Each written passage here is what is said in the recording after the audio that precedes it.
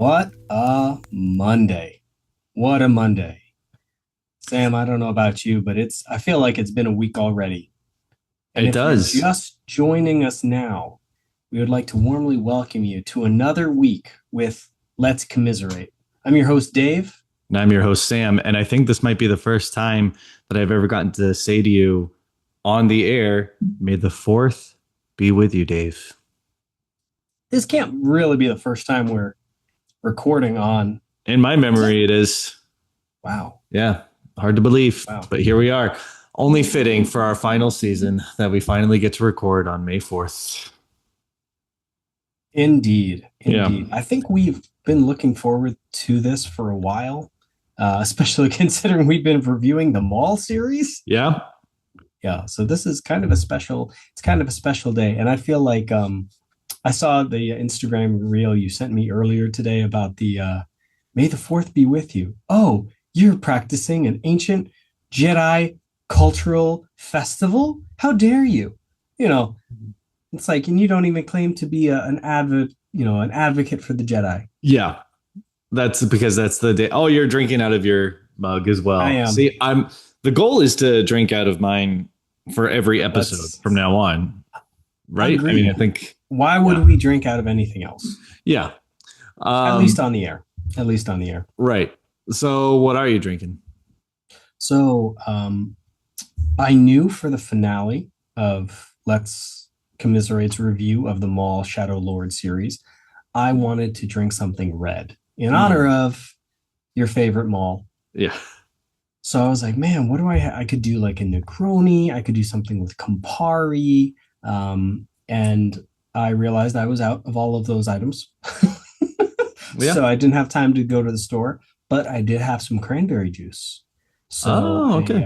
I looked up, and it's kind of like they call it a punch, I guess, but it's like gin and lime and cranberry, and it is over a little bit of ice. Yeah. That sounds like Samantha's kind of drink. She would take any fruit juice and she's like, why don't you just mix that with some gin or vodka and call it a day and throw some ice in it? It doesn't have any added sugar, so it's a little tart. Okay. But I figured like So it's a little manlier than you would think. It doesn't have added sugar. absolutely. This is a very manly cocktail as far as I'm just cocktails drinking go. I'm just drinking my Death on the Nile tea, which comes in red packaging. So I guess that's close enough. Red adjacent. You know what? Red wine would have been great. You're right. Because Maul himself strikes me as the type of guy who likes to just enjoy a nice glass of wine at the end of the day. You know, when you say that, I think of like Thrawn. I think Thrawn is definitely a wine kind of guy. Yeah. You know, Thrawn is a wine guy. Kick back with a beer. I think Maul kind of strikes me the same. Yeah. He's more of a refined individual. Right. But I'm so proud of us that we are actually staying on schedule for as much as we can stay on schedule, and we are actually reviewing this the day it came out. So I'm just so proud of us. Well done. Indeed. Pat yourself on the back. It's the first time we've ever finished a series. Yeah. Of series finishes. Yep. Well, we do have a lot to talk about. Thanks for settling in with us. So let's just take a quick breather. We'll take a short break. And when we get back, we're going to delve into our thoughts about the season finale of Maul, Shadow Lord. We're back. And I feel like my northern accent came out a little bit just now when I said Maul. Did not mean for that to happen. I'm so sorry, folks. I'm ashamed. Hey everybody, you want to head down to the mall? They got a sale. They got a sale on Macy's. Oh, what was okay, so yesterday I hung out with Clay, our friend Clay, who has been on the podcast before, because both of our wives were going to see the Devil Wears Prada sequel. And so Bridget, Clay's wife, she said to me, "Oh, that's what they saw. Clay doesn't have any plans. If you should call Clay because he's not doing anything while I'm at the movies." So I just texted him like, "Hey. I said, do you want to like hang out or have a play date or something? I don't know." And he sent an excited GIF, and then I don't care GIF. Yeah. And So we said, what do we want to do? I said we could marathon Andor and just have drinks and chill. And he said, have you watched Maul, Shadow Lord? And I said, I have. I'm fully caught up. He said, I've only watched the first episode. Oh, And wow. I said, First of all, what a terrible friend. yeah. Well, I said, I will watch you watch because I'm curious to see your reaction. More on that later, of course. But it also turned into a just, real showings, and I don't know. It was a YouTube video literally just called Darth Small. And it took his big entrance scene from Phantom Menace when the doors open and Qui-Gon and Obi-Wan are there, like, we'll handle this. And somebody just like squeezed Maul down like this. And that's all it is. It's literally just that. And it's just called Darth Small. And it's like probably circa 2007 or something, but it was just funny enough to work.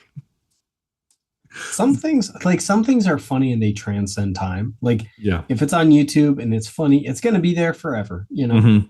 Yeah. So, and without like delving into our recap already, it was an interesting viewing experience because Clay had only seen the first episode. And so we're like, oh yeah, we'll just binge, the following seven episodes. And it just turned into Maul becoming what I felt like it has been this whole time, at least up to this point. It was just the perfect background show to have on because we were talking throughout the entire afternoon of watching this series, barely paying any attention. Clay was able to pick up on the notable plot points when necessary, but for the most part, we just had it going in the background. And his droid turns on him. So as I was saying, their friend double crosses them. And I said, that is what this show is. It's just the perfect background show to have on up until it was episode 8 when Maul is having his vision and like getting the flashbacks of his past and everything. I told Claire, I was like, this is actually interesting to watch. And he stood there, watched it. And he said, at the end, he agreed that it was cool. And he said, what was the point of that though? And I said, that's exactly what I said. Exactly. Yeah. And so fun fact about that, I didn't know. I was reading the way they got that footage was that they took a projector of that and then projected it on like a smoke screen. Mm-hmm. They had a smoke machine and then they recorded that. So that like super smoky feature, that's like real life. That's like live production. Like it looked cool. Yeah, that works. But now we have come to the season 1 finale, the 2 episodes. I know episode 10 is called The Dark Lord. I forget what episode 9 was called. You probably have it written down. Strange. So I want to start with chapter 9, Strange Allies. Well, yes, let's start with the chronological order. That's typically the way these things go. Before we get into it, what were your overall thoughts on the season finale, Dave? I don't know what I had expected. Because we know that season 2 had already been announced. It's not like I'm really not jiving, what's the word, like really pushing for like a great conclusion because I know they're gonna put a cliffhanger. I don't need a good bow, all the present wrapping and the nice little bow on top to be like, all right, now the series is finished. And that's it. That's done. That's all. Because I'm like, I know in the back of my head, season 2 is coming. So I'm like, why am I anticipating a nice conclusion? Because I know that basically they're just looking at this like one big long series. So with that in mind, I didn't feel as invested in the story. I don't know why. But you're like, yeah, okay, so that they're trying to get off the planet. Okay, yeah. And then they have the showdown with the Inquisitors. I'm like, okay, cool. We're gonna have some cool lightsaber battles.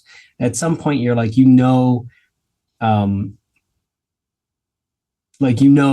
Daki is gonna die at some point, or he's gonna Maul is gonna get Devon, Yeah. There's always that kind of turning point where either she has that kind of make or break moment, like Ahsoka did. Like either I go with the Jedi or I go like with my feelings to the dark side.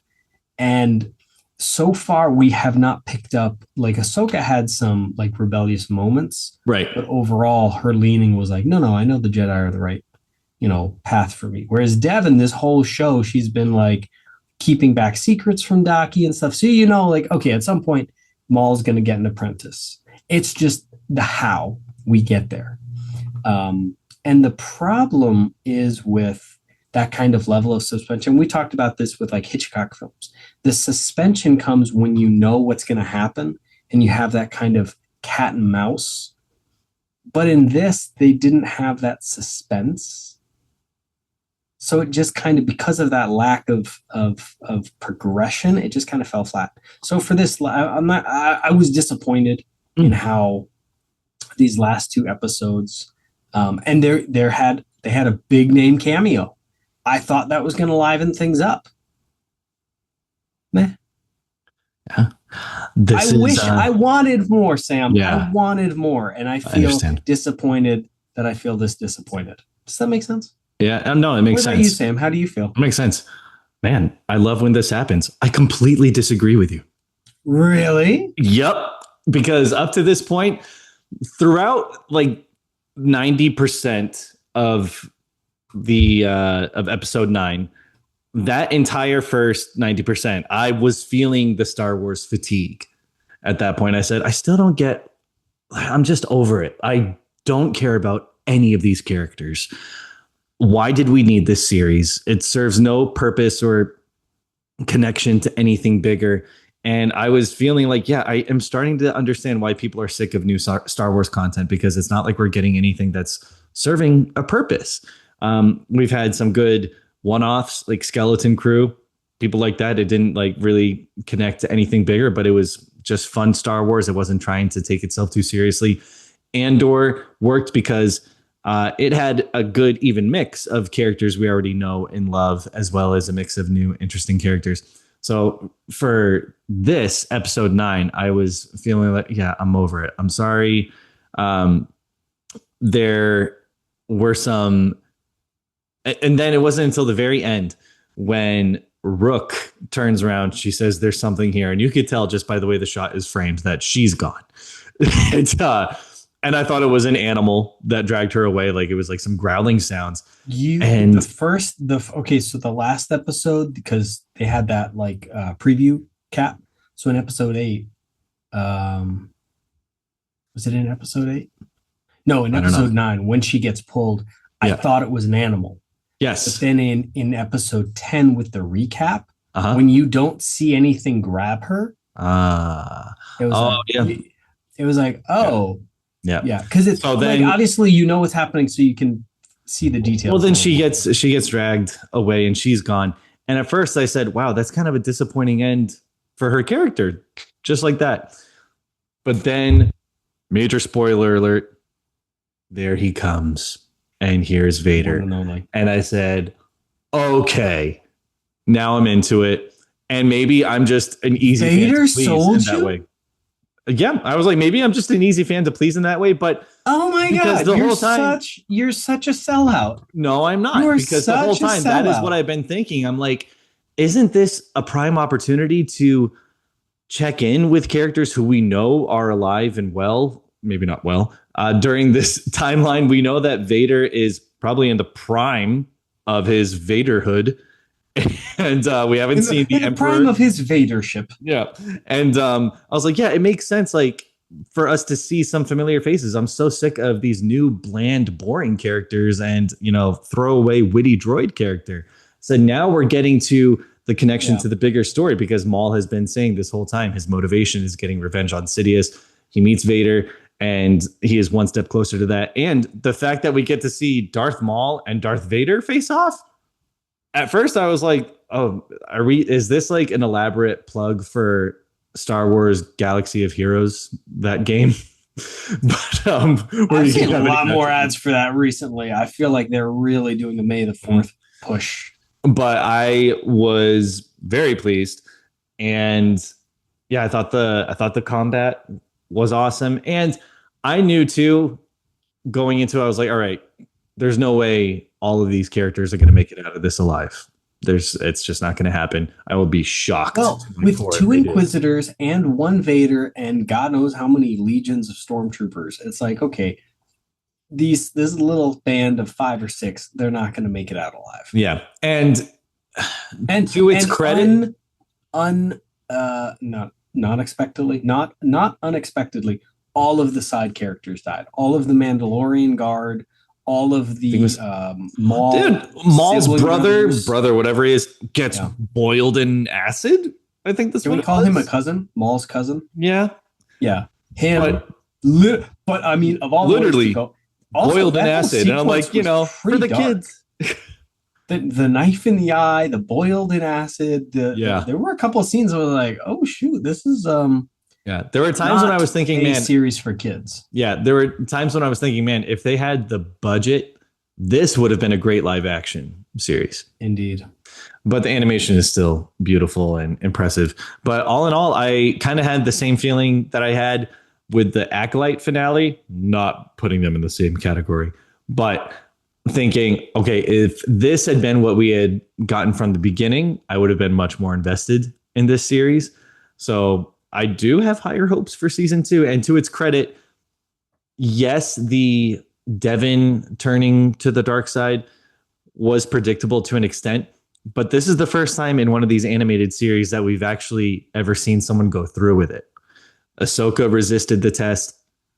Ezra, they very heavily hinted that he had an internal struggle and it carried over from one season into another, but he never actually went through with it. This is the first time, to my knowledge, that we're actually seeing it happen. And so I'm very excited to see now how that carries over into the next season. So I was pleasantly surprised. I'm mad that they're bringing in basically a Darth Talon. They're doing a Darth Talon arc, um, without any maybe she's gonna pick up the name later. Maybe she's gonna be like, "Yes, I am your apprentice, Darth Talon." That would be an awesome Legends. That would be, reference. yeah. I'm really hoping it Yeah. does. You know, my brother, unrelated, my brother texted me the other day, way back when, I want to say it was probably 2005. My brother got going. Oh no, I remember this story. This is a good one.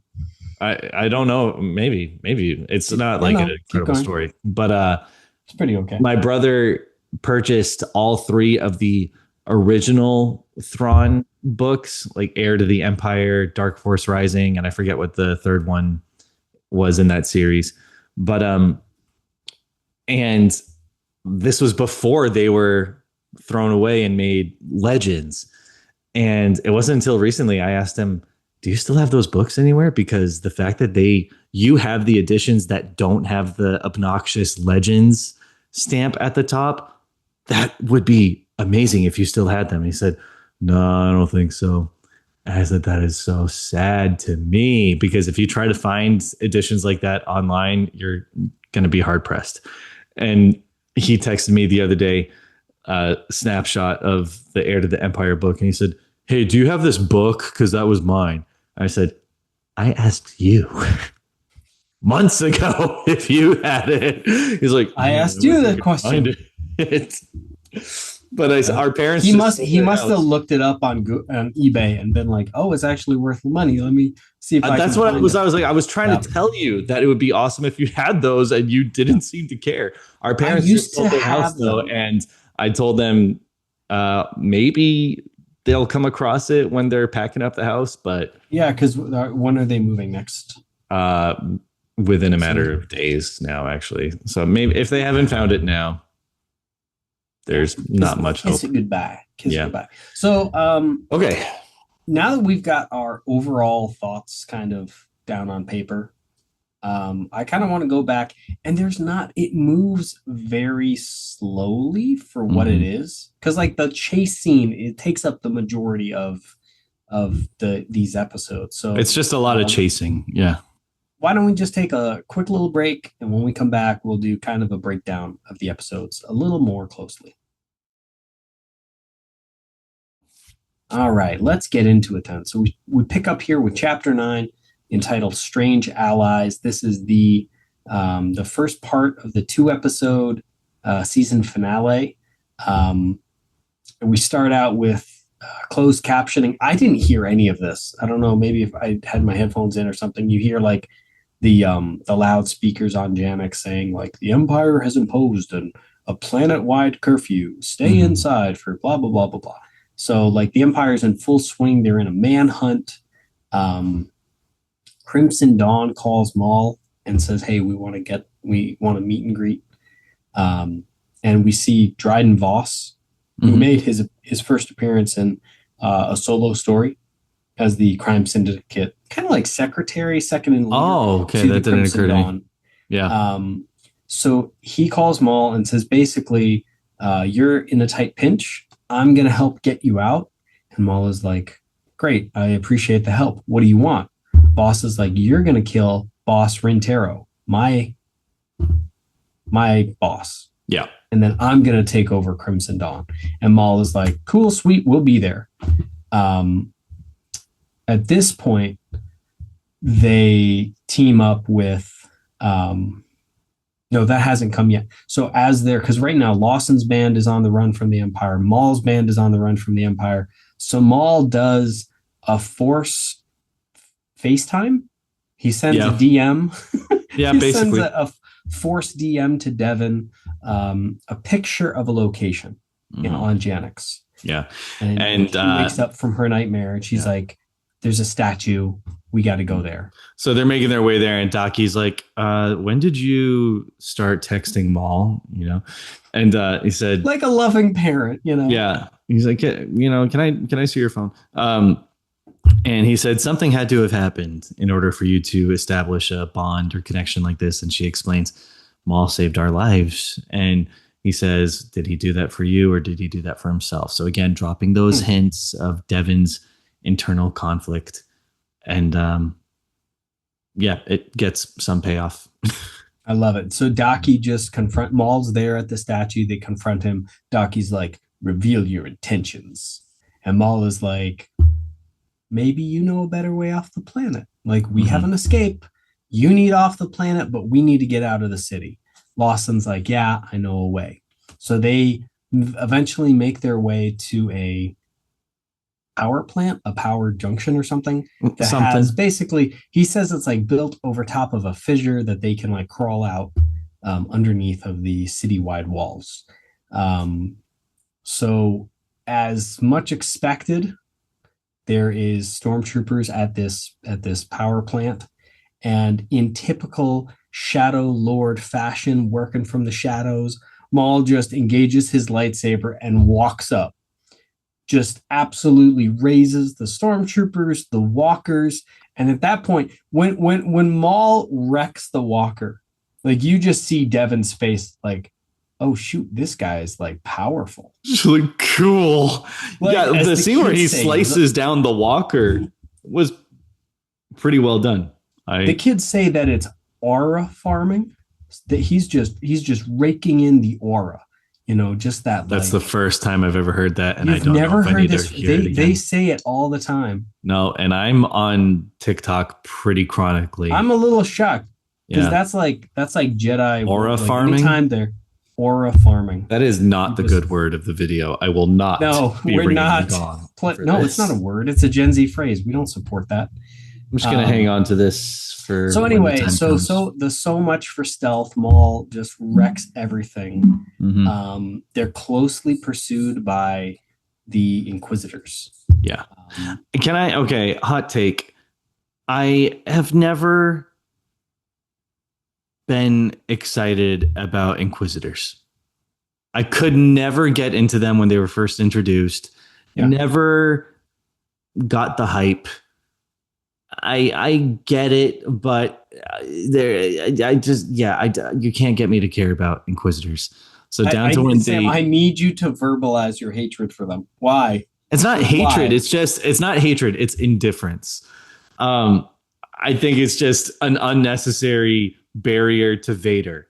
It's like an excuse. It's a way to build more anticipation for when Darth Vader does show up in one of these series, whereas I'd rather just have more Vader. Like, come on.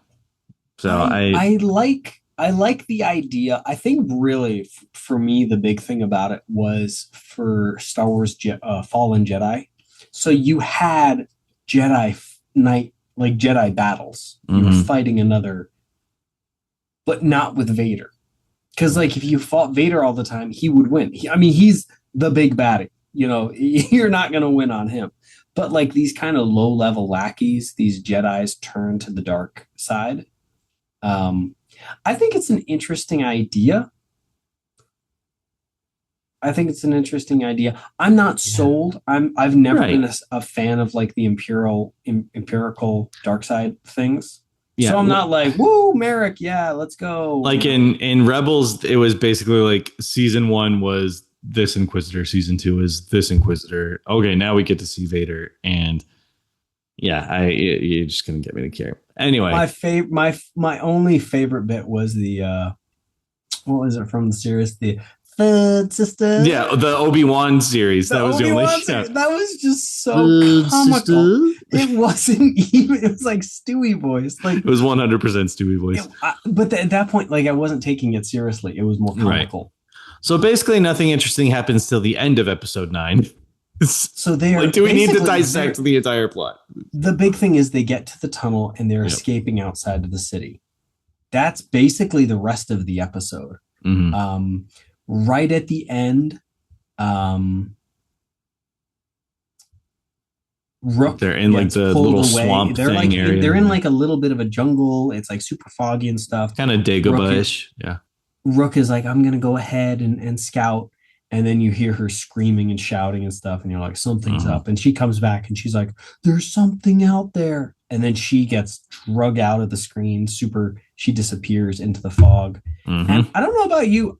The first in episode 9, when she got pulled into the woods and like the fog covers her tracks, like I definitely heard crunching. I did too. Yeah. Okay. So it must have been the sound of her being force choked. Is all I'm guessing, but in the opening of episode 10, I didn't hear it. So I don't know if they were just like trying to scare. You're a good man. You actually watched the previously ons. I skipped that like there's no tomorrow. Well, for me, I'm like, did they change anything? And did they change anything? Did. Well, so it leads into episode 10, the final episode of the season, The Dark Lord. I did like that they didn't. When I loaded this up on Disney, DisneyPlus.com, they didn't have the episode title. It just said it was like chapter 10. Like, Darth Maul, Shadow Lord, 9, episode 9, Strange Allies, 10, chapter 10. Oh yeah, you're right. That is all it said. I was like, oh, interesting. Yeah. So there's something here that they don't want to share. Yeah. And obviously that was because the episode title is a reference to the Dark Lord himself, Darth Vader. Now, I hate that this was the only thing I could think about for the first 5-10 minutes of the episode, but I kept wondering, what are they going to do about his voice? Who's going to do his voice? Because the last I read, when James Earl Jones passed away, they had given permission to use his voice in AI form or something along those lines to record any Darth Vader dialogue. But Darth Vader does not get a single line in this entire episode. One sentence. I don't know how I feel about that, honestly. Yeah, I'm like, Vader would have something to say at some point here. Like, especially when it's Anakin. Like, he would have said something. Like, Anakin, like, he could have said, like, I remember you when I was a boy climbing into a Naboo cruiser. Anything. Master, nothing. Something. Nothing. Which I feel like was kind of a waste. Yeah, maybe we'll have more in season 2. Effort of having him there. Yeah. And now he says zilch. Like, why? Yeah. What's the point? Yeah. But it's on. Okay, we've established that. He hasn't said nothing. They just start at it. They just start hacking and slashing. Maul goes in, and Vader, like, Docky's going at it. Devin's going at it. Maul is like just double sabering everything. There's a lot of back and forth. Vader is just not phased, just Yeah. one-handed, just defending Yeah. himself. A lot of Rogue One Right. callbacks as well. Lot. There was an episode when Clay and I were rewatching the season yesterday. There was one of the early episodes. It might have been even just the second one.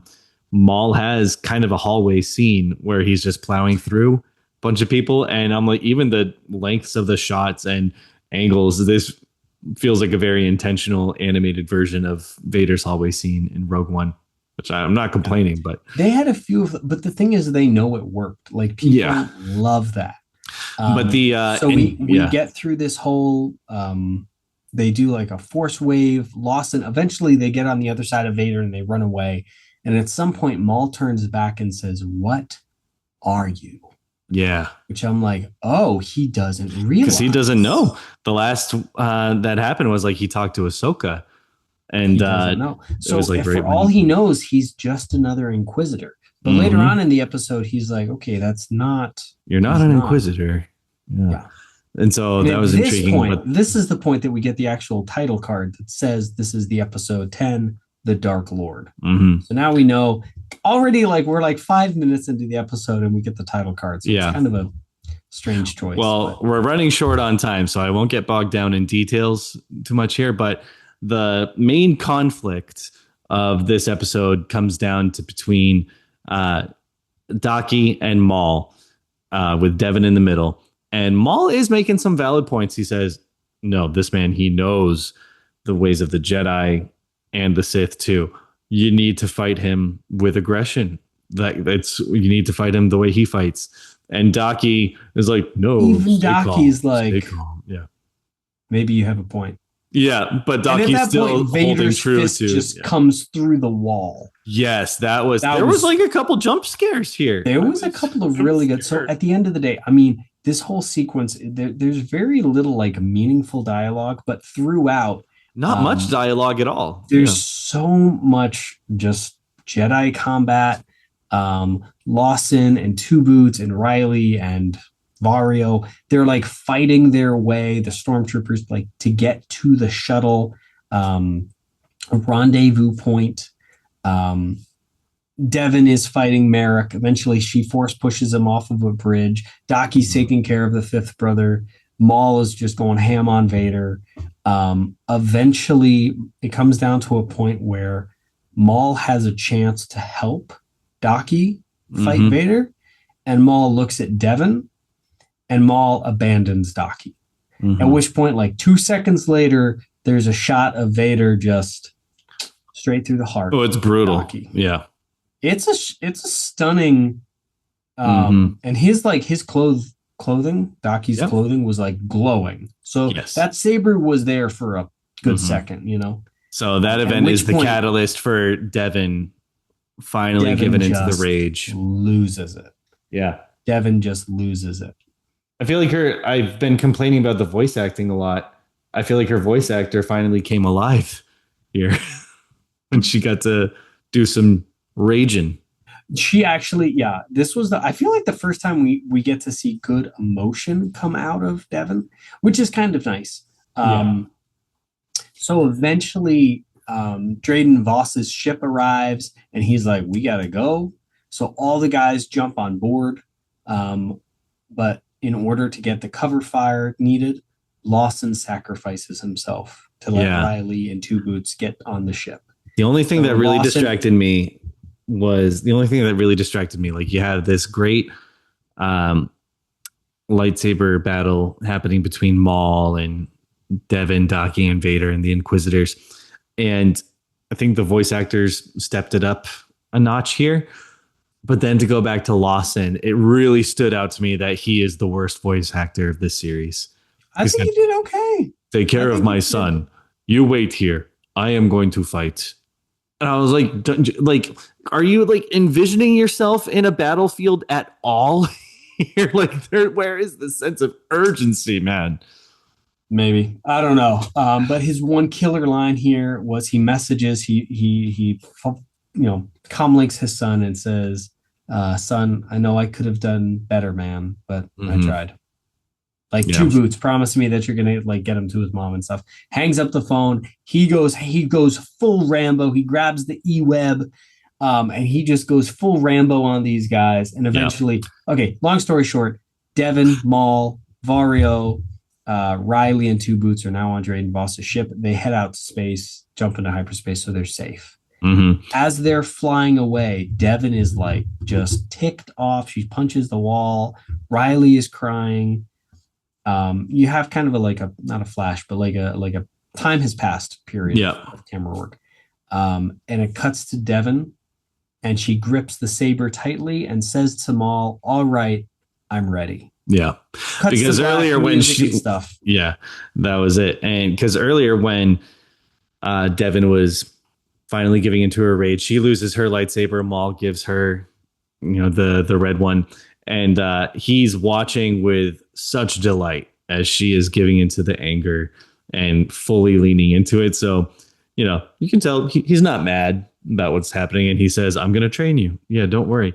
And I have to say, Lawson's death, I wasn't really expecting. I knew that we were probably going to lose Daki, and there was a brief moment where Two Boots gets injured, and I said, "Oh, have we seen the last of Two Boots?" Oh, I thought we were going to lose Two Boots, but I thought we were going to lose Two Boots. Like him too much. Yeah. We did lose Spybot. We didn't mention that earlier. Yes, but, which Maul was like weirdly sad about. Like, Spybot had become like the fan favorite character of this entire series. He was basically, and I was thinking about it yesterday, Spybot was basically just Maul's R2. Who was the robot from Rebels? Chopper. Chopper. He was basically Maul's Chopper. Yeah. And of course everyone's gonna love that. Yeah. So we end the whole series on a black screen. Devin is now like ready to become Maul's apprentice. Riley's dad, Captain Lawson's now dead, but they're off planet. They're headed to the Crimson Dawn hideout. So that's the end of season 1, folks. How do you feel now, Dave, that we've gone through it? Actually talking about like your viewpoint on having Vader come in and the whole fight scene, I'm like, I feel more satisfied. Mm-hmm. I feel more satisfied with this finale. Stuff finally happened. So I was mainly just happy about that. I feel like it's a good pausing point. I wouldn't say it's a cliffhanger. Like, I don't feel any intrinsic, like, man, I need to see season 2. But I feel like, yeah, I'm comfortable. Like, this is a good kind of a pause point. Yeah. To wait for it. So we probably won't be around to recap season 2. So you guys have fun watching it on your own. But we will be back in a few weeks. We're going to see the Mandalorian movie. And maybe we'll try to review it that same night. Who knows? Given how on top of things we were. We're getting it done for the first time. We'll have some episodes for you in the meantime. But in the meantime, thanks for commiserating with us. Be sure to follow us on all of our socials at Mysteries on Demand. And be sure to check out our Etsy shop with our murder mystery games, Mysteries on Demand. And you can also buy us a coffee at buymeacoffee.com/Let's Commiserate. Dave, sign us off. Here's to the Shadow Lord. We'll see you next time.